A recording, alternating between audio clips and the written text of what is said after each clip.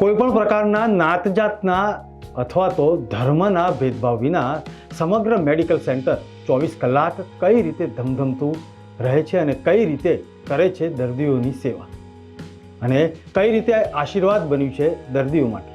આવો જોઈએ અહીં આવતા દર્દીઓનો અનુભવ કેવો રહ્યો. ઘાટકોપર બ્રાહ્મણ સમાજ રાહતના દરે પેશન્ટને આ સેવાઓ આપી રહ્યું છે. અહીંયા છેલ્લા 3-4 દિવસથી આવું છું. મારી કાંડાની તકલીફ છે અને મને થાઇઝમાં પણ તકલીફ છે, પણ અહીંયા એટલી બધી સરસ રીતે સુવિધા મળે છે ને કે અમે દર્દમાં અહીંયા આવીએ છીએ અને ખુશી થઈને અહીંયાથી જઈએ છીએ કે અમને ઘરે અમે અમારું પોતાનું સારી રીતે કામ પણ કરી શકીએ છીએ, જે કામમાં અમે અટકી જઈએ છીએ. મારા જમણા હાથમાં જ દર્દ છે, પણ અત્યારના હું મારી રસોઈને મારા ઘરનું બધું જ કામ હું કરી શકું છું. અને અહીંયા બ્રાહ્મણ સમાજમાં સિનિયર ડૉક્ટરથી લઈ અને આસિસ્ટન્ટ સુધીના બધા જ અમને કોઓપરેટ કરે છે અને આટલા બધા માણસો આવે છે છતાં પણ કોઈનો અહીંયા અવાજ નથી અને બધા જ શાંતિથી ટ્રીટમેન્ટ લઈને ખુશી થઈને અહીંયાથી જઈ રહ્યા છે. જે આટલા વર્ષોથી કામ ચાલે છે એનો મતલબ એમ કે અહીંયા સારામાં સારી ટ્રીટમેન્ટ માણસોને મળે છે. હા, જગ્યા ઓછી પડે છે એટલે એમ કે બ્રાહ્મણ સમાજમાં કે હજી આને થોડો વિસ્તાર વધારો કે જેને કારણે વધારે ને વધારે માણસો અહીંયા આવી શકે. અને આજકાલ બધાને ઓર્થોપેડિકની બધાને ખૂબ જ જરૂર પડે છે કે હાથ પગ આંગળી નાના બચ્ચાઓથી લઈને મોટાઓને બધાને જ દુખાવા રહે છે અને બધા જ डॉक्टर सवार संचना खूपच सारा છે. हा जन्मापासूनच म्हणजे खूपच इतर मुलांच्यापेक्षा वेगळा होता. 6 महिन्यानंतर आम्हाला कळलं की ह्याच्यात काहीतरी प्रॉब्लेम आहे. मग डॉक्टर शेखर पाटील आणि इकडे मला पाठवलं ब्राह्मण समाजमध्ये. इथे आली आणि माझ्यासाठी म्हणजे सिद्धी मॅम मला देवापेक्षाही खूप महत्त्वाचे आहे.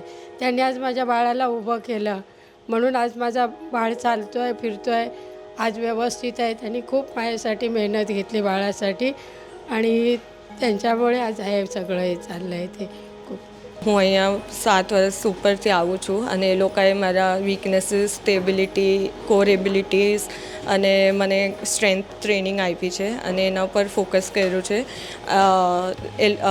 અહીંયાના ડૉક્ટર્સ બહુ જ નોલેજેબલ છે અને કોઓપરેટિવ છે. એ લોકો પેશન્ટલી બધા પેશન્ટ સાથે વર્તાવે છે. અહીંયાનો સ્ટાફ એકદમ જ વેલ બિહેવ્ડ અને આપણને જરૂરત હોય ત્યાં ઊભા રહે છે. સો હું જ્યારે અહીંયા આવી હતી ત્યારે મને લાઈક 40-50% ઘણું પ્રોબ્લેમ હતું. જેવી રીતે હું નીચેથી ઉઠી ન શકું, તો એના માટે મને પોતાની રીતે હું એ કેપેબિલિટી થાય કે હું કરી શકું પોતાની રીતે. લાઈક હા, મને ફંક્શનલી જેટલું પણ પ્રોબ્લેમ હતું કે હું 40% જ ફંક્શનલ નોર્મલી કરી શકતી હતી કે 50% કરી શકતી હતી, તો એ હવે 80% સુધી આવી ગયું છે અને એ હું પાછું ઓછું ન થાય એના માટે we are working on it and I have been like driving car and everything, so traveling and all, so I don't want to restrict એ બધું રેસ્ટ્રિક્ટ ન થઈ જાય એના માટે એ લોકો બધું ફોકસ કરે છે. આઈ વોન્ટ ટુ લાઈક હું ઇન્ડિપેન્ડન્ટ રહું હંમેશા મારી લાઈફમાં and I should not be dependent on anybody and they have been helping me since then, like 7 years થી એ લોકો મને હેલ્પ કરે છે એના માટે કે હું કોઈના ઉપર ડિપેન્ડન્ટ ન રહું. મને અહીંયા ગાદીમાં પ્રોબ્લેમ થયો હતો, ગાદી ઘસાઈ ગઈ હતી, તો મને ડૉક્ટરે સજેસ્ટ કર્યું કે તમે ફિઝિયો કરાવો. તો હું અહીંયા ઘાટકોપર હમણાં રહેવા આવી છું, તો મને કીધું કે બ્રાહ્મણ સમાજમાં સારું છે એટલે મને ત્યાંનું અહીંયાનું એડ્રેસ આપ્યું હતું. તો હું આવી અહીંયા, મેં 6 દિવસ ટ્રીટમેન્ટ લીધી, પણ મારી ગાદીમાં એકદમ જ ફરક પડી ગયો છે અને અહીંયાનો સ્ટાફ એકદમ કોઓપરેટિવ છે, આપણને બધું જ કરાવે છે, આપણને સારી રીતે કરાવે છે અને એમનું એરેન્જમેન્ટ બહુ જ સરસ છે.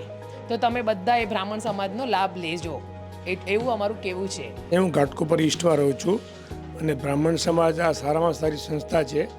એમાં વધારેમાં વધારે પેશન્ટો આવે છે અને બહાર પ્રાઇવેટમાં જે સેવા નથી મળતી અહીંયા મળે છે.